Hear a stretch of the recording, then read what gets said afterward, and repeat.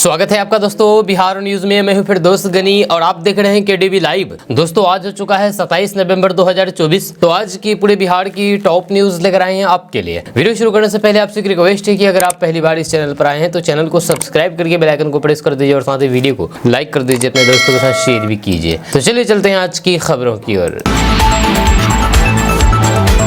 दोस्तों आज बिहार न्यूज की शुरुआत सबसे पहले करेंगे कि बीजेपी के साथ मिलकर के तेजस्वी यादव चुनाव लड़ेंगे। ये सवाल है, ये मैं नहीं कर रहा हूं बल्कि ये सवाल है। दरअसल बात ये है, बीजेपी आरजेडी नेता तेजस्वी यादव को अपने साथ ले सकती है। आपको बता दें कि ललन सिंह के अल्पसंख्यक समाज पर दिए गए बयान को लेकर के अभी हलचल मची हुई है। इस बीच बिहार बीजेपी के प्रदेश अध्यक्ष दिलीप जायसवाल ने तेजस्वी यादव को साथ आने का ऑफर दे दिया है। जब बिहार विधानसभा के शीतकालीन सत्र के पहले दिन उन्होंने कहा कि अगर तेजस्वी यादव सेफ रहना चाहते हैं तो वे एनडीए के साथ मिलकर के जाएं। अगर वे एनडीए के साथ आ जाते हैं तो वे एक और सेफ दोनों हो जाएंगे। तेजस्वी यादव अगर सत्ता पक्ष के साथ आएंगे तो फिर क्या उन पर भ्रष्टाचार के लगे आरोप धुल जाएंगे? ये सवाल पर दिलीप कुमार जायसवाल ने कहा कि अगर बिहार में कंबाइंड सरकार बनती है तो भ्रष्टाचार से जुड़ा विभाग तेजस्वी यादव को ही दे देंगे। अच्छा, तेजस्वी यादव समझेंगे कि आखिरकार भ्रष्टाचार से कैसे निपटना है। जाहिर है सवाल उठेगा, क्या बीजेपी अपनी जीत सुनिश्चित करने के लिए आरजेडी नेता तेजस्वी यादव को भी साथ ले सकती है? हालांकि दिलीप जायसवाल बाद में यह सफाई देते हुए नजर आए कि उनके बयान का मतलब यही है कि विकसित बिहार का सपना पूरा करने के लिए नीतीश कुमार के नेतृत्व में सत्ता पक्ष हो या फिर विपक्ष, सभी को एक साथ हो जाना चाहिए। राजनीति में कभी भी कुछ भी हो सकता है। दोस्तों आरक्षण के मुद्दे पर सरकार और विपक्ष आमने सामने हुए। कल कांग्रेस और राजद के विधायक विरोध कर रहे थे। वहीं पर इस मुद्दे पर नेता प्रतिपक्ष तेजस्वी यादव ने कहा है कि महागठबंधन सरकार में जातिगत जनगणना हुई थी, इसे तो महागठबंधन सरकार ने ही करवाया था। इसके बाद आरक्षण का दायरा बढ़ा दिया गया है, जैसे 50 से बढ़ाकर के 65% कर दिया गया। पटना हाईकोर्ट ने इसे रद्द कर दिया। हमें और सीएम नीतीश कुमार को भी शक था कि बीजेपी के लोग कोर्ट जाएंगे और फिर किसी तरह बढ़े हुए आरक्षण को रद्द करा देंगे। इन लोगों ने इसे अंजाम दिया है। जब उन्होंने आगे कहा कि अब बिहार सरकार बताएं कि 65% आरक्षण कैसे लागू होगा। क्या इसे संविधान की 9वीं अनुसूची में शामिल करने के लिए कोई कदम उठाए जा रहे हैं? हमें बताइए, क्या केंद्र सरकार आरक्षण के पक्ष में है या नहीं? 65% आरक्षण संविधान की 9वीं अनुसूची में शामिल होगा या नहीं, मुझे बताओ। वहीं तेजस्वी यादव के आरोप पर डिप्टी सीएम विजय सिन्हा ने कहा कि बिना सबूत के हम पर गलत आरोप न लगाएं। बीजेपी के लोग पटना हाईकोर्ट गए और बढ़े हुए आरक्षण को रद्द करवाया है। तेजस्वी यादव झूठ बोल रहे हैं। जब आरक्षण का दायरा बढ़ा तो फिर हम और सभी दल चाहते थे कि इसे संविधान की 9वीं अनुसूची में शामिल किया जाए, लेकिन जब तक पटना हाईकोर्ट ने बढ़ा हुआ आरक्षण रद्द कर दिया, जब हमने फैसले को चुनौती दी थी।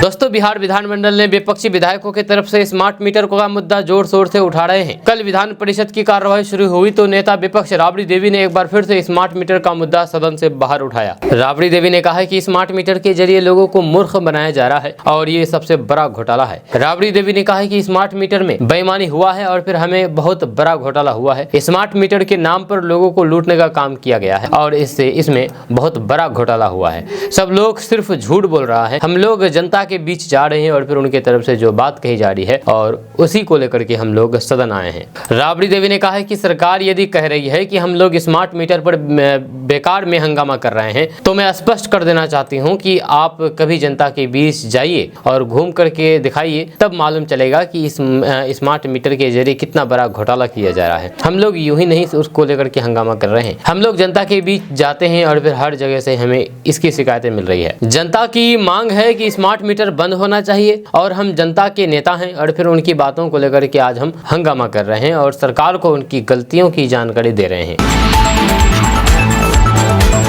दोस्तों भारत के पड़ोसी देश नेपाल में सोने की कीमतों में एक मुश्त 15,900 रुपए की कटौती की गई है। नेपाल सरकार ने भारत के रुख को देखते हुए ये फैसला लिया है। इससे पहले जुलाई में पेश बजट में भारत सरकार ने भी सोने चांदी पर आयात शुल्क 15% से घटा करके 6% कर दिया था, जिससे सोना करीब 6,000 रुपए सस्ता हो गया है। ऐसा ही कदम नेपाल सरकार ने भी उठाया है, जिससे यहाँ सोने की कीमत में करीब 16,000 रुपए प्रति तोले की कमी आई है। दरअसल नेपाल सरकार ने सोने पर सीमा शुल्क को 50% घटा दिया है। बिहार के अंदर 2016 से शराबबंदी कानून लागू है। बिहार के अंदर हर दिन शराब से लोगों की जान जा रही है। ऐसे में कल शराबबंदी को लेकर के बिहार विधानसभा शीतकालीन सत्र में विपक्ष के विधायक के तरफ से सवाल उठाया गया। उसके बाद विपक्ष के विधायक ने पूरक सवाल पूछने को कहा गया और फिर उन्होंने अपना सवाल पूछा। उन्होंने ये कहा कि शराब से जिन लोगों की जान जा रही है उनके परिजनों के लिए सरकार क्या कर रही है और शराब कारोबारियों को लेकर के क्या योजना बना रही है। वहीं विपक्षी विधायक के सवाल पर सरकार ने जवाब दिया है कि पहले तो हम माननीय सदस्य ने कहा कि हजारों लोगों की शराब से लोगों की जान जा रही है, तो फिर उन्हें मैं बताना चाहूंगा कि 2016 से लेकर के अब तक 156 लोगों की जान गई है। जैसे सदस्य को मैं बताना चाहता हूं कि जो शराब बेच करके या फिर ताड़ी बेच करके अपनी जिंदगी बसर करते थे, जो गरीब लोग थे, उनको हमने ग्रामीण विकास विभाग के तहत जीविका के माध्यम से रोजगार का अवसर प्रदान किया है। सरकार ने कहा है कि लगभग 1.5 लाख के आसपास लोगों को हमने चयनित किया है। जो लोग शराब बेच करके अपना घर चलाते थे, आज उन लोगों को हमने रोजगार दिया है। इसको लेकर के हमने उन्हें 2-2 लाख रुपए भी दिए हैं। इसके अलावा शराब कारोबारियों को पकड़ने के लिए ड्रोन से निगरानी किया जा रहा है और पुलिस टीम भी अपना काम कर रही है। इसके अलावा शराबबंदी में भी शराब बिक्री को लेकर के बिहार सरकार के मंत्री ने कहा कि जो लोग आदत से मजबूर हैं और अभी भी शराब बेच रहे हैं, जो लोग कानून की जानकारी रखते हुए भी कानून को ठेंगा दिखा रहे हैं, उनको भी चिन्हित करके हमने उन्हें जेल में भेजने का काम किया है। दोस्तों, महाराष्ट्र में आए एक तरफा विधानसभा चुनाव रिजल्ट के बाद अब पूरी खींचतान महायुति के भीतर है। सीएम एकनाथ शिंदे अपनी कुर्सी छोड़ना नहीं चाहते हैं। वे अपनी कुर्सी बचाए रखने के लिए कई तरीके के फॉर्मूले की बात कर रहे हैं। अब उनकी पार्टी की तरफ से बिहार मॉडल की बात कही जा रही है। बिहार में भाजपा और जदयू की सरकार है। जदयू के पास भाजपा की तुलना में काफी कम सीटें हैं, लेकिन सीएम नीतीश कुमार ही है। वहीं पर बीते 2020 के विधानसभा चुनाव में जदयू को मात्र 43 सीटें मिली, जबकि भाजपा के पास 74 विधायक हैं। बावजूद भी इसके बिहार में भाजपा को सीएम की कुर्सी नहीं मिली है। दरअसल बिहार में नीतीश कुमार शुरू से एनडीए के चेहरा है। वे करीब 20 साल से राज्य में एनडीए का नेतृत्व कर रहे हैं। या दूसरी तरफ भाजपा के पास नीतीश के कद का कोई भी नेता नहीं है। बिहार में नीतीश की अपनी छवि है। बिहार में नीतीश कुमार को भाजपा के लिए किनारा करना आसान नहीं है। या कम संख्या बल होने के बावजूद भी उनके सीएम की कुर्सी पर बैठने के पीछे उनकी अपनी राजनीति है। नीतीश बिहार में भाजपा के साथ साथ राजद के समर्थन से सरकार चला चुके हैं। वे 2015 के बाद 2 बार राजद के समर्थन से सरकार बना चुके हैं। ऐसे में भाजपा के सामने ये दुविधा रहती है कि अगर नीतीश कुमार को किनारा करने की कोशिश की गई तो फिर वे राजद के साथ मिल जाएंगे और फिर राज्य की सत्ता एनडीए के हाथ से फिसल जाएगी। लेकिन महाराष्ट्र की राजनीति बिहार से बिल्कुल अलग है। जब इस विधानसभा चुनाव के रिजल्ट में भाजपा इतनी बड़ी पार्टी बन गई है कि वे शिंदे की शिवसेना बगैर ही आसानी से सरकार बना लेगी। दूसरी बात यह है कि महाराष्ट्र में भाजपा के पास एकनाथ शिंदे ही नहीं बल्कि अजित पवार भी है। अजित पवार की एनसीपी को इस चुनाव में 42 सीटें मिली, जब भाजपा के पास 132 सीटें हैं। 288 सदस्यीय विधानसभा में बहुमत के लिए 145 सीटें चाहिए। ऐसे में भाजपा और अजित पवार का ही संख्या बल 174 की हो जाएगी। बिहार विधानसभा चुनाव के शीतकालीन सत्र के दूसरे दिन सदन में आरक्षण की मांग को लेकर के डिप्टी सीएम सम्राट चौधरी, विजय सिन्हा और फिर नेता प्रतिपक्ष तेजस्वी यादव के बीच तीखी बहस देखने को मिली। इस दौरान तेजस्वी यादव ने कहा कि हमको सिर्फ चिंता है आरक्षित जाति को लाभ मिले। हमारी मांग थी कि आरक्षण की सीमा बढ़ाने को लेकर के आप लोग कमेटी बनाइए। तेजस्वी यादव ने कहा कि आरजेडी संविधान को बचाने के लिए हमेशा से प्रतिबद्ध रहा है। नेता प्रतिपक्ष तेजस्वी यादव ने कहा कि हमने मांग की थी कि इसे 9वीं अनुसूची में शामिल किया जाए। केंद्र सरकार से हमने मांग की थी, लेकिन ऐसा नहीं किया गया। जब कोर्ट में जाकर के इसे रुकवा दिया गया। जब वहीं पर सदन से वॉकआउट करने के बाद तेजस्वी यादव ने प्रेस कॉन्फ्रेंस करके कहा कि अगर कोर्ट ने आरक्षण के मामले को निरस्त कर दिया है तो फिर निश्चित तौर पर हम सरकार से मांग करेंगे कि तुरंत कमेटी बनाया जाए। वह कमेटी पूरे राज्य मामले में समीक्षा करें। तेजस्वी यादव ने अपनी बात रखते हुए कहा कि समीक्षा रिपोर्ट के बाद तुरंत उसी के आधार पर कैबिनेट में दोबारा आरक्षण बिल लाया जाए, जिसमें 85% आरक्षण का आधार रखा जाए। वहीं पर इसके बाद बिहार कैबिनेट उसको तुरंत स्वीकार करे। उसके बाद बिहार सरकार केंद्र सरकार से अनुशंसा भेजे कि आरक्षण को 9वीं अनुसूची में डाले। उन्होंने कहा कि नीतीश कुमार जब हमारे साथ थे तो ठीक थे और ठीक रहते हैं, जब बीजेपी के साथ जाते हैं तो फिर उधर के हो जाते हैं। उन्होंने कहा कि नीतीश कुमार पर संगत का असर पड़ गया है। जब नीतीश कुमार थे तो फिर उन्होंने ही प्रस्ताव लाया कि हम लोग साथ थे, लेकिन अब नीतीश कुमार पूरे मामले पर कुछ नहीं बोला है और हमारी मांग है कि तुरंत कैबिनेट में एक नया प्रस्ताव लाइए, उसको तुरंत मंजूर कीजिए और आरक्षण 85% बढ़ाइए। दोस्तों, केंद्रीय मंत्री ललन सिंह ने हाल ही में मुसलमानों को लेकर के बड़ा बयान दिया है। उन्होंने कहा है कि अल्पसंख्यक समाज मुख्यमंत्री नीतीश कुमार को वोट नहीं करते हैं। उनके बयान पर बिहार में बवाल मचा हुआ है। अब इनके इस बयान पर जनता दल यूनाइटेड यानी कि जेडीयू की तरफ से भरपाई करने को लेकर के नई कोशिशें की जा रही है। इन सब के बीच सीएम और फिर जेडीयू अध्यक्ष नीतीश कुमार ने अपने फैसले से सबको चौंका दिया है। उन्होंने पूर्व राज्यसभा सांसद गुलाम रसूल बलियावी को राष्ट्रीय महासचिव की जिम्मेदारी सौंपी है। दरअसल नीतीश कुमार ने जब नई कमेटी का गठन किया तो फिर उस समय बलियावी को कमेटी से बाहर कर दिया गया था, लेकिन अब केंद्रीय मंत्री ललन सिंह के बयान के बाद उनको फिर से राष्ट्रीय महासचिव की बड़ी जिम्मेदारी दी है। बड़ी बात यह भी है कि इसको लेकर के जिस नेता ने पत्र जारी किया है वह भी मुस्लिम समाज से आते हैं और फिर पार्टी के राष्ट्रीय महासचिव है। आफाक अहमद खान ने पत्र जारी करते हुए गुलाम रसूल बलियावी को राष्ट्रीय महासचिव नियुक्त करने की जानकारी दी है। आपको बता दें कि गुलाम रसूल बलियावी पार्टी की ओर से राज्यसभा के सांसद और विधान परिषद के सदस्य भी रह चुके हैं, जहां वे पार्टी में महत्वपूर्ण जिम्मेवारी निभाते रहे हैं, जहां पश्चिम बंगाल के प्रभारी भी रह चुके हैं। लेकिन लोकसभा चुनाव में पार्टी ने बलियावी को एक तरह से साइड लाइन कर दिया था। वहीं पर अब एक बार फिर से नीतीश कुमार ने उन पर भरोसा जताते हुए पार्टी का राष्ट्रीय महासचिव बनाया है। बिहार में एनडीए ने पीएम मोदी और सीएम नीतीश कुमार पर वक्फ संशोधन विधेयक को लेकर की टिप्पणी करने के लिए जमीयत उलमा हिंद के अध्यक्ष मौलाना अरशद मदनी की सोमवार को आलोचना की है। जब मौलाना अरशद मदनी ने एक दिन पहले संविधान बचाओ और राष्ट्रीय एकता सम्मेलन के दौरान मोदी और नीतीश पर तीखा प्रहार किया था। मौलाना मदनी ने मुख्यमंत्री नीतीश कुमार को लेकर के कहा था कि अगर उनकी पार्टी जेडीयू वक्फ विधेयक का विरोध नहीं करती है तो फिर वे मुसलमानों का समर्थन खो सकते हैं। वहीं पर मौलाना अरशद मदनी के इस बयान पर पलटवार करते हुए मुख्यमंत्री के करीबी सहयोगी अशोक चौधरी ने कहा कि हमें मदनी या फिर किसी मौलवी पंडित या शंकराचार्य की कोई चिंता नहीं है। अशोक चौधरी ने कहा है कि हमारे नेता लोगों के लिए काम करते हैं और मुख्यमंत्री के रूप में अपने प्रदर्शन के आधार पर उनको वोट मांगते हैं। अशोक चौधरी ने आगे कहा कि सीएम नीतीश कुमार को अपने और फिर जनता के बीच किसी मध्यस्थ की जरूरत नहीं है। जेडीयू के राष्ट्रीय महासचिव एवं राज्य सरकार में मंत्री अशोक चौधरी ने मदनी के इस आरोप को खारिज कर दिया है कि मुख्यमंत्री का जमीयत के कार्यक्रम में शामिल न हो पाना वक्फ मुद्दे पर पार्टी के स्पष्ट रुख को दर्शाता है। उन्होंने कहा है कि हमारे नेता बिना किसी शर्त के अल्पसंख्यक संगठनों के कार्यक्रमों में शामिल होते हैं। हो सकता है कि वे किसी कारणवश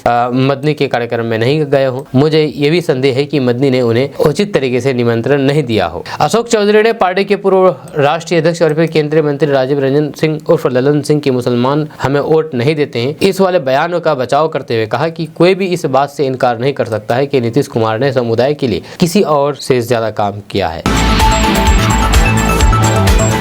दोस्तों, बिहार में मौसम में गिरावट देखी जा रही है। शाम होते होते अधिकतम तापमान में गिरावट शुरू हो जाती है जो देर रात तक काफी कम हो जाती है। राजधानी समेत अधिकांश इलाकों में सुबह के समय कोहरा छाया रहता है। पटना मौसम विज्ञान केंद्र के वैज्ञानिकों के अनुसार बिहार के तापमान में काफी उतार चढ़ाव देखने को मिल रहा है। आपको बता दूं कि औरंगाबाद और जीरादेई में सबसे अधिक तापमान 28 डिग्री सेल्सियस दर्ज किया गया। वहीं पर डेहरी में सबसे कम कल 11 डिग्री सेल्सियस तापमान दर्ज किया गया। पटना में न्यूनतम और फिर अधिकतम तापमान 17 और 26 डिग्री सेल्सियस रहा, जबकि आर्द्रता का स्तर 76% रहा। मौसम वैज्ञानिक संजय कुमार ने हाल ही में बिहार के मौसम में तेजी से बदलाव देखा है। आपको बता दें कि सुबह हल्का कोहरा छाए रहने की संभावना है, जब पीएमसीएच के डॉक्टर अशोक कुमार रात के तापमान में गिरावट होने के कारण रात 8 बजे के बाद बाहर न निकलने की सलाह देते हैं। कार्यक्रमों में भाग लेने के लिए घर के अंदर ही रहना चाहिए और फिर रात में बाहर निकलने पर गर्म कपड़े पहनने की सलाह दी जाती है। ये उतार चढ़ाव इस बात पर प्रकाश डालते हैं कि मौसम के बदलते मिजाज के इस दौर में निवासियों को अपने स्वास्थ्य के प्रति सतर्क रहने की आवश्यकता है।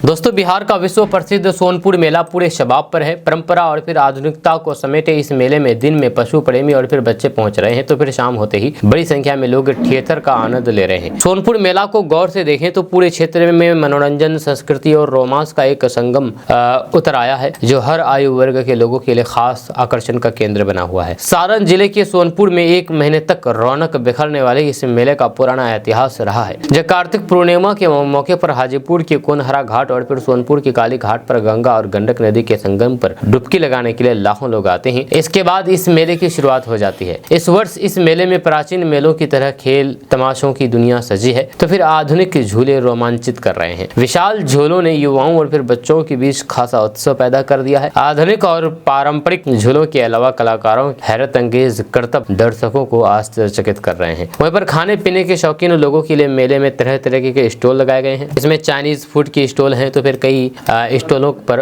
पारंपरिक व्यंजन भी परोसे जा रहे हैं। अभिभावक अपने बच्चों को पारंपरिक व्यंजनों से न केवल परिचय करवा रहे हैं बल्कि उनका स्वाद चखना भी नहीं भूल रहे हैं। बिहार के पर्यटन विभाग के मंत्री श्री नीतीश मिश्रा भी मानते हैं कि अपने इतिहास और फिर परंपराओं को समेटे सोनपुर मेले में कुछ कमियां जरूर रही है, लेकिन वर्तमान सरकार उन कमियों को दूर करने की को लेकर के प्रयासरत है। दोस्तों, बिहार की राजधानी पटना के रहने वाले 3 लोगों को साइबर अपराधियों ने हज और फिर उम्रा के नाम पर ठगी का शिकार बना लिया है। जालसाजों ने खुद को बरेली स्थित इबादत उम्रा नामक कंपनी का प्रतिनिधित्व बताया है। सऊदी अरब की यात्रा का वादा करके 14 लाख रुपए ठग लिए हैं। आपको बता दूं कि पीर बहोर थाना क्षेत्र में रहने वाले पीड़ितों ने सोशल मीडिया पर बरेली स्थित कंपनी का विज्ञापन देखा था। उन्होंने कंपनी से संपर्क किया और फिर कर्मचारी होने का दावा करने वाले किसी व्यक्ति से बात की। सामने वाले व्यक्ति ने उन्हें आसानी से हज और उम्रा करवाने का आश्वासन दिया। इसके बाद पीड़ितों को 3 अन्य लोगों से मिलवाया गया, जिसमें एक व्यक्ति फॉर्म का मालिक होने का दावा कर रहा था। सारी बात होने के बाद पीड़ितों से टिकट के लिए भुगतान के नाम पर पैसे मांग लिए, लेकिन टिकट नहीं मिला। इसके बाद वे समझ गए कि जालसाजों ने उन्हें उनके साथ ठगी कर ली है। जब पटना के निवासियों से वादा किया गया था कि वे 11 जून 2024 को हज यात्रा पर जाएंगे, उन्हें बताया गया था कि सऊदी अरब के लिए उनके हवाई टिकट प्रस्थान से 2 दिन पहले आ जाएगा। हालांकि जब कोई टिकट नहीं मिला तो फिर उन्हें एहसास हुआ कि उनके साथ धोखाधड़ी हुई है। इसके बाद उन्होंने साइबर पुलिस स्टेशन में इसकी शिकायत की। अगर आपके साथ भी इस तरीके की कोई मामला आता है तो आप बिल्कुल भी इनसे बचिए, नहीं तो फिर आप भी इस ठगी का शिकार हो सकते हैं। दोस्तों, पशुपति कुमार पारस मोदी का परिवार से अलग हो गए हैं। अब सवाल है कि आखिर पशुपति पारस के मोदी का परिवार से अलग क्यों हुए। आपको बता दूं कि बिहार में राजनीति तेज हो गई है। जब पूर्व केंद्रीय मंत्री और लोक जनशक्ति पार्टी के नेता पशुपति कुमार पारस ने अपने सोशल मीडिया प्लेटफॉर्म एक्स से मोदी का परिवार पंक्ति को हटा दिया है। पशुपति के इस कदम से बिहार की राजनीति में चर्चा तेज हो गई है कि पारस अब एनडीए में नहीं है या फिर एनडीए से बाहर हो चुके हैं। हालांकि उन्होंने अपने अगले कदम का ऐलान नहीं किया है, लेकिन ये साफ है कि अब पशुपति कुमार पारस ने एनडीए से दूरी बना ली है। अब इसका औपचारिक ऐलान कब होगा, इस पर सबकी नजर टिकी हुई है। या वैसे पशुपति कुमार पारस ने यह कदम तब उठाया जब एनडीए के घटक दलों की सोमवार को मीटिंग हुई। सोमवार को राजधानी पटना के प्रदेश जदयू कार्यालय में एनडीए के सभी घटक दलों के प्रदेश अध्यक्षों की मीटिंग हुई। इस मीटिंग में बीजेपी के प्रदेश अध्यक्ष और फिर राज्य सरकार में मंत्री दिलीप जायसवाल, जदयू के प्रदेश अध्यक्ष उमेश कुशवाहा, हिंदुस्तानी अवाम मोर्चा के प्रदेश अध्यक्ष डॉक्टर अनिल कुमार, लोजपा रामविलास के प्रदेश अध्यक्ष राजू तिवारी और फिर राष्ट्रीय लोक मोर्चा के प्रदेश अध्यक्ष मदन चौधरी ने हिस्सा लिया था। इस मीटिंग में लोजपा पशुपति पारस को बुलाया नहीं गया था। पार्टी सूत्रों की माने तो पशुपति कुमार पारस को इस मीटिंग में बुलाने जाने को लेकर के उम्मीद थी। इस साल हुए लोकसभा चुनाव में ठीक पहले जब पशुपति पारस की अपने भतीजे और तमाम केंद्रीय मंत्री चिराग पासवान से राजनीतिक अदावत हुई थी, तब से बिहार की राजनीति में वे अपेक्षित चल रहे थे। हालांकि पशुपति पारस ने अपने तरफ से एनडीए में वापसी को लेकर के पुरजोर कोशिश की थी। पशुपति पारस ने बीजेपी के राष्ट्रीय अध्यक्ष जेपी नड्डा, गृह मंत्री अमित शाह से मुलाकात की थी। पशुपति पारस को पहला झटका तब लगा जब उनके द्वारा की जा रही लगातार मांग के बाद भी लोकसभा चुनाव में ना तो उनको विधिवत एनडीए में शामिल माना गया और न ही उनकी पार्टी को लोकसभा की कोई सीट दी गई। जब बिहार में हाल ही में संपन्न हुए विधानसभा की 4 सीटों उपचुनाव के पहले पशुपति पारस ने तरारी सीट पर चुनाव लड़ने को लेकर भी अपनी मंशा खुले तौर पर जाहिर किया था। हालांकि उनकी यह मंशा पूरी नहीं हुई थी। दोस्तों, झारखंड चुनाव रिजल्ट और फिर बिहार उपचुनाव परिणाम का असर आने वाले दिनों में कई तौर पर देखने को मिल सकता है। इसका एक बड़ा असर अगले साल होने वाले बिहार विधानसभा चुनाव के दौरान भी देखने को मिलेगा। वहीं पर इस रिजल्ट के बाद एनडीए के अंदर कुछ मुद्दों पर आपसी मतभेद भी खत्म हो सकते हैं। दरअसल झारखंड में बीजेपी ने जीत के लिए उग्र हिंदुत्व का दाव खूब चलाया था। असम के मुख्यमंत्री हेमंत बिस्वा शर्मा ने झारखंड में इस एजेंडे के तहत काफी आक्रामक रूप से अपनी बातें रखी थी, लेकिन इसके बावजूद भी झारखंड में बीजेपी की अगुवाई वाली एनडीए को हार का सामना करना पड़ा। जहां अब ऐसे में सीएम नीतीश कुमार ने बिहार विधानसभा चुनाव में खास तौर पर माई के यम को साधने के लिए स्पेशल प्लान बनाया। जाहिर सी बात है कि बीजेपी को इस हार से बड़ी निराश हाथ लगी है, लेकिन इसी के साथ बिहार में एनडीए के लिए राह थोड़ी आसान हो गई है, क्योंकि झारखंड हार से यह तय हो गया है कि बिहार में एनडीए चुनावी मैदान में उग्र हिंदुत्व की राह पर चल करके चुनावी मैदान में नहीं जाने वाला है। क्योंकि झारखंड चुनाव परिणाम के पहले बिहार में बीजेपी के नेताओं ने हिंदुत्व को लेकर के आक्रामकता दिखानी शुरू कर दी थी। इसकी अगुवाई गिरिराज सिंह जैसे नेता ने यात्रा निकाल करके इशारा भी किया था, लेकिन शायद अब ऐसा संभव नहीं है। इस बारे में बिहार के वरिष्ठ पत्रकार अरुण पांडे कहते हैं कि झारखंड में बीजेपी के उग्र हिंदुत्व की राजनीति फेल होने का असर तो बीजेपी के चुनाव पर पड़ना लाजमी है। बिहार में एनडीए हिंदुत्व कार्ड खेलने से अब शायद बच सकती है। बिहार में स्मार्ट मीटर को लेकर के एक बड़ी खबर सामने आ रही है। ताज़ा रिपोर्ट्स के मुताबिक बिहार में स्मार्ट प्रीपेड मीटर के खाते में बैलेंस रखने पर उपभोक्ताओं को ब्याज दिया जाएगा। इसको लेकर के बिजली कंपनियों के द्वारा दिशा निर्देश जारी कर दिया गया है।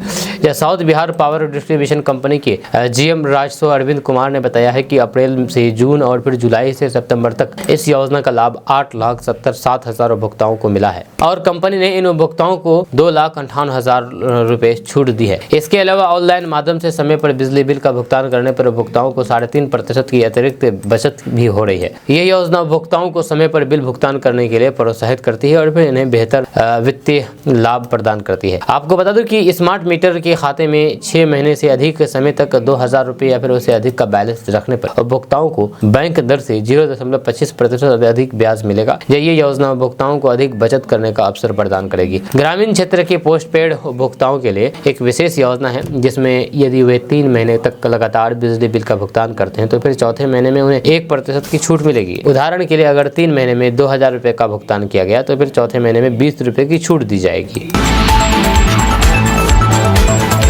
दोस्तों, जनसुराज के प्रमुख प्रशांत किशोर ने एक बार फिर से मुख्यमंत्री नीतीश कुमार पर निशाना साधते हुए बिहार सरकार की नीतियों पर और प्राथमिकताओं पर सवाल खड़े कर दिए हैं। आपको बता दो कि प्रशांत किशोर ने कहा है कि नीतीश कुमार ने 18-19 साल के शासनकाल में बिहार के विकास के लिए कोई भी ठोस कदम नहीं उठाया है। जानकारी के मुताबिक प्रशांत किशोर ने आरोप लगाया है कि मुख्यमंत्री दिल्ली जाते हैं लेकिन बिहार के विकास के लिए नहीं बल्कि जेडीयू के सीटों के बंटवारे, एमएलसी टिकट और राज्यसभा की चर्चा के लिए। इसके अलावा उन्होंने कहा है कि कोई भी खबर बताइए जब नीतीश कुमार केंद्र सरकार से बात करने के लिए गए कि बिहार में बंद पड़ी चीनी मिलें कब चालू होगी, लेकिन ये जरूर सुनने को मिलता है कि वे 2 दिन दिल्ली में रहकर के राजनीतिक मुद्दों पर चर्चा करते हैं। इसके बाद उन्होंने सरकार की कार्यशैली पर भी सवाल उठाते हुए कहा कि बिहार में युवाओं का पलायन रोकने के लिए ना तो कोई बैठक हुई है, ना ही कोई वर्कशॉप और ना ही कोई ठोस प्रयास। वहीं पर बिहारी प्रवासियों की स्थिति पर बात करते हुए प्रशांत किशोर ने कहा है कि हमारे लोग दिल्ली मुंबई में मजदूरी और फिर कूड़ा साफ करने का काम कर रहे हैं। ये कोई गर्व की बात नहीं है। गर्व तो तब होता जब बिहार के किसान और युवा यही मेहनत करते और फिर अपनी उपज दिल्ली भेजते, लेकिन हमारे नेता इस स्थिति पर गर्व करते हैं। उन्होंने कहा है कि बिहार को विकास के रास्ते पर लाने के लिए न सिर्फ नीतियों में बदलाव की जरूरत है बल्कि नेताओं की मानसिकता बदलनी भी जरूरी है।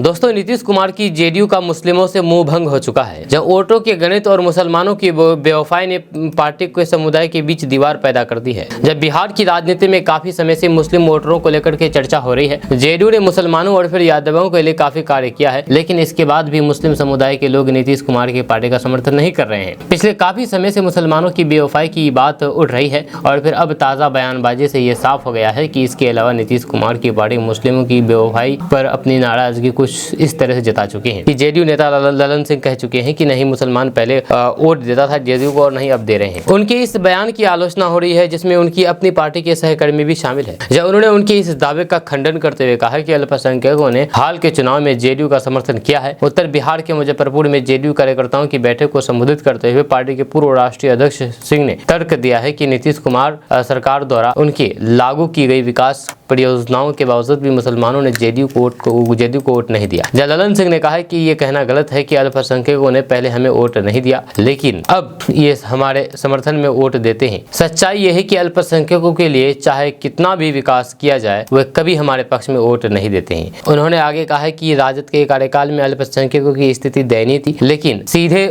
नीतीश कुमार के सत्ता में आने के बाद इसमें काफी सुधार हुआ है। मंत्री ने दुख जताते हुए कहा कि पहले मदरसा शिक्षकों को सिर्फ 4,000 रुपए प्रतिमाह मिलते थे लेकिन अब उन्हें 7वें वेतन आयोग के अनुसार वेतन दिया जा रहा है। अल्पसंख्यक समुदाय के कल्याण के लिए इन सभी पहलों के बावजूद हमें उनका वोट नहीं मिलता है। उन्होंने कहा है कि कुछ अल्पसंख्यक नेता दावा करते हैं कि मुसलमान नीतीश कुमार को वोट देते हैं लेकिन हम किसी भ्रम में नहीं रहते। हकीकत यह है कि अल्पसंख्यक समुदाय नीतीश कुमार को वोट नहीं देता है, जब इसके बजाय वे उस पार्टी को वोट देते हैं जिसने आज तक उसके विकास के लिए कुछ नहीं किया है। वहीं पर ललन सिंह के विचारों का खंडन करते हुए जदयू नेता मोहम्मद जमाल ने दावा किया है कि बेलागंज विधानसभा उपचुनाव के दौरान मुसलमानों ने पार्टी को वोट दिया था, जैसे कि नतीजों में भी दिख रहा है। बिहार विधानसभा में आरक्षण का मुद्दा उठा। जब पहले सेशन में नेता प्रतिपक्ष तेजस्वी यादव ने इस मुद्दे पर मोर्चा संभाला, आरक्षण को लेकर के तीखी बहस की गई। उसके बाद दूसरे सेशन की शुरुआत के साथ ही इस मुद्दे को लेकर के विपक्ष के सीएम नीतीश कुमार के सामने ही हंगामा करने लगे। जब उसके बाद विधानसभा के स्पीकर ने इन लोगों को समझाया भी, लेकिन इसका असर नहीं हुआ। विपक्ष के विधायक बेल में आकर के हंगामा करना शुरू कर दिया। जब उसके साथ ही विपक्ष के विधायक पोस्टर लेकर के हंगामा करने लगे। वहीं पर विपक्षी विधायक की तरफ से पोस्टर लेकर के सदन में हंगामा किए जाने को लेकर के स्पीकर ने मार्शल को आदेश दिया कि वे विधायकों के पास मौजूद पोस्टर ले लें। इसके बाद भी विपक्ष के विधायक हंगामा करने लगे और फिर आखिर में वे वॉकआउट कर गए। इससे पहले स्पीकर ने उन्हें यह भी समझाया कि कहा कि जो बात आप कर रहे हैं उसको लेकर के सर्वसम्मति से फैसला हुआ है। इसके बाद ये मामला कोर्ट में पहुंचा और फिर पहले सेशन में सरकार का जवाब भी आया है। दरअसल पहले सेशन में आरक्षण को लेकर के बहस इतनी तीखी हो गई कि विपक्ष के नेता इस मुद्दे को सदन से वॉकआउट कर गए। इस मुद्दे पर जब बाहर पत्रकारों से बातचीत में तेजस्वी यादव ने कहा है कि सब संगत का असर है, हम लोग उन्हें ठीक करते हो तो फिर वापस कैसे वैसे ही हो जाता है। इस मुद्दे पर विधानसभा में नेता प्रतिपक्ष तेजस्वी यादव ने कहा कि जब हम साथ में सरकार में थे तब हमने जातिगत आधारित जनगणना कराई थी। ये जाति आधारित जनगणना इसलिए कराई गई थी क्योंकि राज्य सरकार जनगणना नहीं करा सकती है, इसलिए हमने सर्वे कराया था। जब उस सर्वे के आधार पर हम लोगों ने आरक्षण की सीमा 65% करने का काम किया था। इसमें अति पिछड़ा और फिर दलित और आदिवासी समाज के लोग शामिल थे। इसके अलावा EWS 10% को उसी तरह रखा गया है। तेजस्वी यादव ने विधानसभा में कहा है कि आज संविधान दिवस के मौके पर सरकार से अपेक्षा है कि सरकार ये बताएं कि सरकार इसे फिर से लाने के लिए क्या काम कर रही है। दोस्तों, लहसुन की कीमतें आसमान छू रही है। लहसुन की कीमत 400 रुपए प्रति किलोग्राम के पार चली गई है। इस बीच बिहार के गया जिले में लुटेरों ने लहसुन की लूट की एक बड़ी घटना को अंजाम दिया है। जब लुटेरे आमस थाना के अकोना गांव के पास GT रोड पर ट्रक लेकर के आए और 25 लाख का लहसुन लूट करके फरार हो गए। इतनी बड़ी लूट से जहां इलाके के आम लोगों में दहशत है, वहीं पर पुलिस को कुछ कहते नहीं बन रहा है। लहसुन के गोदाम से इतनी बड़ी लूट के बाद अब पुलिस कार्रवाई की बात कह रही है। आसपास के स्थानीय लोगों ने बताया है कि लुटेरे ट्रक लेकर के गोदाम पहुंचे और 2 घंटे के भीतर सारा लहसुन ट्रक में लाद करके चल दिए। शेर घाटी के SSP शैलेंद्र सिंह घटनास्थल पर पहुंचे और फिर छानबीन की। हालांकि अब तक लुटेरों का कोई भी सुराग नहीं मिल पाया है। सूत्रों के मुताबिक अपराधी हथियार से लैस थे। वे गोदाम में घुसे और फिर हथियार के बल पर गोदाम के कर्मचारियों को बंधक बना लिया। इसके बाद सारा लहसुन ट्रक में लोड कर लिया और चलते बने। अपराधियों की बड़ी हिम्मत का अंदाजा इससे लगाया जा सकता है कि अपराधी अपने साथ सीढ़ी तक लेकर के आए थे और बेखौफ होकर की घटना को अंजाम देकर के निकल गए। दोस्तों, बिहार में शादी के बाद करीब 78% महिलाएं अपना सरनेम यानी कि उपनाम नहीं बदली है। वो पिता के दिए गए सरनेम को ही रखना चाहती है। सरनेम के प्रति महिलाओं में जागरूकता पिछले 1 दशक में दिखी है। जब महिला एवं बाल विकास मंत्रालय के एक सर्वे में ये तथ्य सामने आया है। ये सर्वे सितंबर 2024 में किया गया, जब बिहार समेत अनेक राज्यों में शादी के बाद महिलाओं का सरनेम पति या फिर ससुराल का किए जाने का पूर्व में चलन रहा। लेकिन अब महिलाएं ऐसा नहीं करती है। अब महिलाएं ऐसा नहीं चाहती है। महिलाएं चाहती है कि मेरा जो सरनेम शुरू से है वही रखूंगी, अपने पति या फिर ससुराल के सरनेम के साथ अपना नाम को नहीं मिलाऊंगी। आपको बता दूं कि महिला एवं बाल विकास मंत्रालय ने राज्य महिला एवं बाल विकास निगम के माध्यम से ये सर्वे किया है। जब बिहार के करीब 10 लाख महिलाओं के बीच ये सर्वे किया गया था। इसमें कुंवारी लड़कियों और फिर विवाहित महिलाओं को शामिल किया गया। 7,80,000 महिलाओं ने शादी से पहले के सरनेम को ही भविष्य में रखने के प्रति प्रतिबद्धता जाहिर की है। जहाँ सर्वे में 3 लाख अविवाहित लड़कियों को शामिल किया गया था। इसमें 2,56,000 लड़कियों ने पिता के सरनेम को ही अपने नाम के साथ में रखने की बात कही है। वैसे बाल विवाह के बाद रजिस्ट्रेशन करवाने के पहले सरनेम को बदलने में कई तरीके की दिक्कतें आती है। जहाँ आधार नंबर से लेकर के वोटर ID कार्ड आदि सभी में सरनेम बदलना अलग झंझट है। तमाम कार्यालय का चक्कर लगाना पड़ता है। दोस्तों, बिहार की 4 विधानसभा सीटों पर हुए उपचुनाव में एनडीए का जबरदस्त प्रदर्शन रहा। जहाँ चारों सीटों पर एनडीए की जीत हुई। इमामगंज सीट पहले ही एनडीए के कब्जे में थी, जिसे बरकरार रखते हुए तरारी, रामगढ़ और बेलागंज में भी एनडीए ने शानदार जीत हासिल की। इस जीत के बाद एनडीए नेताओं में जबरदस्त उत्साह देखा जा रहा है। अब बिहार के डिप्टी CM सम्राट चौधरी ने उपचुनाव में चारों सीटों पर एनडीए की जीत पर कहा कि नीतीश जी ने लालू प्रसाद यादव को इतनी बार हराया कि वे इस दर्द को भूल नहीं पा रहे हैं। दरअसल मीडिया के सवालों का जवाब देते हुए सम्राट चौधरी ने कहा कि नीतीश कुमार जी के नेतृत्व में लालू प्रसाद जी को इतनी हार मिली कि वे इस दर्द को सहन नहीं कर पा रहे हैं। एनडीए 2005 से लगातार राजद को हरा रहा है और फिर आगे भी हराता रहेगा। लालू परिवार का कोई एजेंडा नहीं है, जो उनका परिवार सिर्फ बिहार की जनता को लूट रहा है, जिसे राज्य की जनता समझ चुकी है। बिहार में एनडीए की सरकार है। आपको बता दें कि उपचुनाव में हार पर बिहार के नेता प्रतिपक्ष तेजस्वी यादव ने कहा था कि चुनाव में हार जीत लगी रहती है, जब कुछ सीटों पर हार से कुछ हासिल नहीं होता है। जब वहीं पर हमने लोकसभा चुनाव में शानदार प्रदर्शन किया था और 2025 के विधानसभा चुनाव में भी बेहतर प्रदर्शन करेंगे। इस बार बिहार में महागठबंधन की सरकार बनेगी। आपको बता दूं कि इंडिया अलायंस के अलावा इस बार जनसुराज पार्टी की भी खूब चर्चा हो रही है। प्रशांत किशोर की जनसुराज पार्टी पहली बार चुनावी मैदान में उतरी थी, लेकिन पार्टी का प्रदर्शन काफी निराशाजनक रहा। जब पार्टी को एक भी सीट नहीं मिली। इमामगंज, बेलागंज और तराड़ी सीट पर जनसुराज के उम्मीदवार तीसरे स्थान पर रहे, जबकि रामगढ़ की सीट पर पार्टी के उम्मीदवार चौथे स्थान पर रहे। दोस्तों, बिहार पीपुल्स पार्टी के पूर्व राष्ट्रीय अध्यक्ष, पूर्व सांसद और जेडीयू सांसद लवली आनंद के पति आनंद मोहन ने विधानसभा उपचुनाव नतीजे की चर्चा की है। इस दौरान लोजपा रामविलास की राष्ट्रीय अध्यक्ष चिराग पासवान पर जबरदस्त हमला बोला है, जमकर के हमला बोला है। समस्तीपुर में आनंद मोहन फैंस क्लब के अध्यक्ष ठाकुर उदय शंकर के आवास पर अपने समर्थकों के साथ बैठक की, या उसके बाद मीडिया कर्मियों से बातचीत की। इस दौरान आनंद मोहन ने चिराग पासवान को आड़े हाथों लेते हुए कहा कि चिराग पासवान खुद को पासवान समाज का नेता कहते हैं, लेकिन इमामगंज सीट से जनसुराज के टिकट पर एक पासवान समाज का लड़का 37,000 वोट से कैसे ले आता है। उनको स्पष्ट करना चाहिए कि एनडीए में रहते हुए वे इमामगंज क्यों नहीं गए। चिराग पासवान को इसका जवाब देना चाहिए। उपचुनाव नतीजे में उत्साहित आनंद मोहन ने कहा कि ये तो अभी ट्रेलर है, पूरी फिल्म तो 2025 में दिखेगी, जब महागठबंधन का बिहार से पूरी तरीके से सफाया हो जाएगा और फिर बिहार में फिर से एनडीए की सरकार बनेगी। सेमीफाइनल जीते हैं, अब फाइनल जीतेंगे। दोस्तों, बिहार के अलग अलग जिलों में 25 नवंबर तक किसानों से 37,000 टन धान की खरीद हुई है। यह खरीफ विपणन मौसम 2024-25 के तहत धान की खरीद 1 नवंबर से शुरू हुई थी। यह साधारण धान की कीमत 2300 रुपए प्रति क्विंटल और ग्रेड 2320 रुपए प्रति क्विंटल है। रैयती किसान अधिकतम 250 क्विंटल तथा गैर रैयती किसान अधिकतम 100 क्विंटल धान राज्य सरकार द्वारा निर्धारित प्रक्रिया के पूरा करने के बाद पैक्स और व्यापार मंडलों को बेच सकते हैं। भारत सरकार द्वारा धान की नमी की अधिकतम मात्रा 17% निर्धारित की गई। जब राज्य सरकार द्वारा किसानों को उनके धान के मूल्य का भुगतान 48 घंटे में किए जाने की व्यवस्था की है। 25 नवंबर तक राज्य के सभी जिलों के पैक्सों और फिर व्यापार मंडलों द्वारा कुल 37,030 टन धान की खरीद कर ली गई है।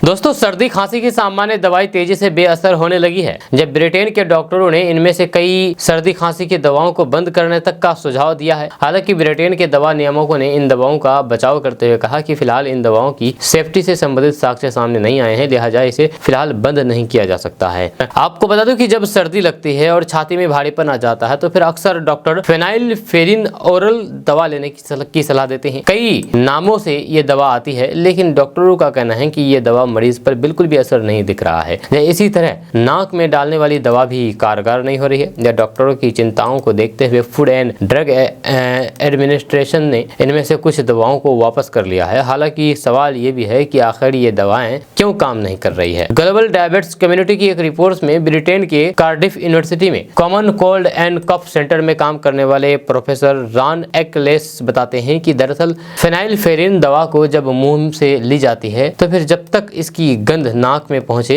उससे पहले ये पेट में पहुंच जाता है, जहां आंत और फिर लिवर इसे पहले ही मेटाबॉलाइज कर देता है। यही कारण है कि ये दवा बेअसर होने लगती है। सर्दी खांसी की कई दवाओं के साथ ऐसा ही हो रहा है। दोस्तों, बिहार के सरकारी स्कूलों में पढ़ाने वाले शिक्षकों के लिए एक बड़ी खबर सामने आ रही है। ताजा रिपोर्ट्स के मुताबिक बिहार सरकार ने बिहार में शिक्षा व्यवस्था में सुधार के उद्देश्य से एक नया फरमान जारी कर दिया है, जिसके तहत अब शिक्षकों को दिन में 3 बार हाजिरी बनानी होगी। खबर के अनुसार ये व्यवस्था 1 दिसंबर से राज्य भर में लागू होने की संभावना है। जिस सरकारी शिक्षकों को अपनी हाजिरी ऑनलाइन प्रणाली के माध्यम से दर्ज करनी होगी, जिसके लिए बिहार सरकार ने ई शिक्षा कोष नामक एक ऐप विकसित किया है। आपको बता दूं कि इस कदम से ये सुनिश्चित किया जाएगा कि शिक्षक समय पर स्कूल में उपस्थित हो और शिक्षा की गुणवत्ता में सुधार हो। हालांकि ये नया आदेश शिक्षकों के लिए एक नई चुनौती बन सकता है, क्योंकि उन्हें दिन में 3 बार हाजिरी दर्ज करनी होगी, जिससे उनकी दिनचर्या प्रभावित हो सकती है। दरअसल विभाग को बिहार के विभिन्न जगहों से विद्यालय अवधि शिक्षकों के विद्यालय से गायब रहने की लगातार शिकायतें मिल रही है। इसे देखते हुए अब विभाग ने एक दिन में 3 बार शिक्षकों की हाजिरी की व्यवस्था लागू करने का निर्णय लिया है। इसे सख्ती से लागू किया जाएगा। दोस्तों अगर आप बिहार राज्य में रहते हैं और फिर आपकी आयु 60 वर्ष या फिर उससे अधिक है तो आप वृद्धा पेंशन योजना के तहत पेंशन प्राप्त करने के योग्य हैं। जब बिहार सरकार ने वरिष्ठ नागरिकों के लिए एक विशेष पेंशन योजना शुरू की है जिसका उद्देश्य वृद्धावस्था में उनकी आर्थिक स्थिति को बेहतर बनाना है। आपको बता दूं कि वृद्धा पेंशन योजना के लिए आवेदन की आयु 60 साल या फिर उससे अधिक होना चाहिए, जहाँ वहीं पर बिहार का अस्थायी निवासी होनी चाहिए, वहीं पर आय का स्तर और फिर अन्य सामाजिक आर्थिक स्थिति के आधार पर पात्रता निर्धारित होती है और भी इसका लाभ दिया जाता है। बिहार में वृद्धा पेंशन योजना के लिए आवेदन ऑनलाइन और फिर ऑफलाइन दोनों तरीके से आवेदन कर सकते हैं। जो ऑनलाइन आवेदन करने के लिए बिहार सरकार की आधिकारिक वेबसाइट या फिर संबंधित पोर्टल पर जाकर के आवेदन फॉर्म भर सकते हैं। वहीं पर ऑनलाइन आवेदन के लिए आपको अपने नजदीकी ब्लॉक कार्यालय, पंचायत कार्यालय या फिर नगर निगम कार्यालय में संपर्क करके आवेदन करना होगा। दोस्तों भारत में क्यों इस समय मुसलमानों पर ही हमले हो रहे हैं? कटेंगे तो बटेंगे जैसे नारों के कारण ही माहौल खराब हो रहा है। चंद सियासी लोग अपने हित साधने के लिए गंदी राजनीति कर रहे हैं, पर इस गंदी राजनीति का जो नतीजा निकलेगा उसे सभी को अफसोस ही होगा। आपको बता दूं कि भारत में हाल के वर्षों में मुसलमानों के खिलाफ और फिर हमलों की घटनाओं में बढ़ोतरी देखी गई है। ये घटनाएं चिंता का विषय बन गई है क्योंकि वे समाज में बढ़ते विरोध और फिर धार्मिक भेदभाव का संकेत देती है। हम आपको इस खबर के बारे में पूरी डिटेल्स के साथ जानकारी देंगे। उससे पहले आपको बता दूं कि अगर आप बेहद कम दाम में लैपटॉप खरीदना चाहते हैं तो आप पूर्णिया लाइन बाजार, शिव मंदिर, झंडा चौक, स्टार कंप्यूटर में आ सकते हैं। यहाँ पर सेकंड हैंड लैपटॉप का खजाना है जहां से बेहद सस्ते रेट पर आप लैपटॉप घर मंगा सकते हैं। इसके लिए आप इस नंबर पर संपर्क कीजिए जो आपके मोबाइल स्क्रीन पर नंबर दिख रहा होगा। संपर्क करके आप अपने घर पर ही लैपटॉप मंगाइए, वो भी कम रेट में, बहुत ही कम रेट में, आधे से भी कम रेट में। तो चलिए चलते हैं खबरों की ओर। खबर के बारे में बात किया जाए तो आपको बता दूं कि मुसलमानों पर हमलों की घटनाओं का मुख्य कारण सांप्रदायिकता का बढ़ता असर माना जा रहा है। धार्मिक संगठनों और फिर कट्टरपंथी समूह द्वारा किए गए भड़काऊ भाषण और प्रचार ने समाज में विभाजन की खाई को और गहरा कर दिया है। अक्सर मुसलमानों को अन्य के रूप में पेश किया जाता है जिससे उनके खिलाफ नफरत की भावनाओं को बल मिलता है। गौरक्षा के नाम पर हिंसा एक बहुत बड़ा मुद्दा बन चुका है। कथित गौरक्षक समूह मुसलमानों को निशाना बना करके उनकी हत्या या फिर मारपीट करते हैं। सरकार की ओर से इन मामलों में सख्त कार्रवाई न होने से ऐसे समूह को हिम्मत मिलती है या कई मामलों में आरोपी खुलेआम घूमते नजर आते हैं। धार्मिक ध्रुवीकरण राजनीतिक दलों के लिए एक हथियार बन गया है। चुनाव के दौरान सांप्रदायिक मुद्दों को उछाल करके वोट बैंक की राजनीति की जाती है। इसका नतीजा ये होता है कि समाज में अलगाव बढ़ता है और एक समुदाय विशेष को निशाना बनाया जाता है। मीडिया का एक हिस्सा भी इस समस्या को बढ़ावा दे रहे हैं। कई बार बिना सत्यता की खबरों को सनसनीखेज कर दिया जाता है जिससे मुसलमानों के खिलाफ पूर्वाग्रह और अधिक बढ़ सके। पर समाज में बढ़ती नफरत और भेदभाव को रोकने के लिए सरकार और फिर नागरिक समाज को एकजुट होकर के काम करने की जरूरत है। जैसे शिक्षा और फिर जागरूकता के माध्यम से सहिष्णुता को बढ़ावा दिया जा सकता है। इसके अलावा धर्म के नाम पर हिंसा फैलाने वालों के खिलाफ सख्त कानूनी कार्रवाई की जानी चाहिए। इस नफरत की सियासत को अगर नहीं रोका गया तो फिर बटेंगे तो कटेंगे वाली बात ठीक हो सकती है। जो नेता ऐसे नारे देते हैं उनको इस तरीके की सियासत नहीं चाहिए, बल्कि वे तो पूरे समाज के लिए खतरनाक संकेत है। जब संविधान सभी धर्मों के सम्मान की बात करते हैं तो फिर ये सियासी ठेकेदार देश का बेड़ा गर्क करने पर क्यों तुले हैं? लोगों को जागना पड़ेगा, नहीं तो फिर देश का बंटाधार तय है। आपका इसके बारे में क्या कहना है नीचे कमेंट बॉक्स में कमेंट करके जरूर बताइएगा। मिलते हैं नेक्स्ट वीडियो के साथ। जय हिंद, जय भारत।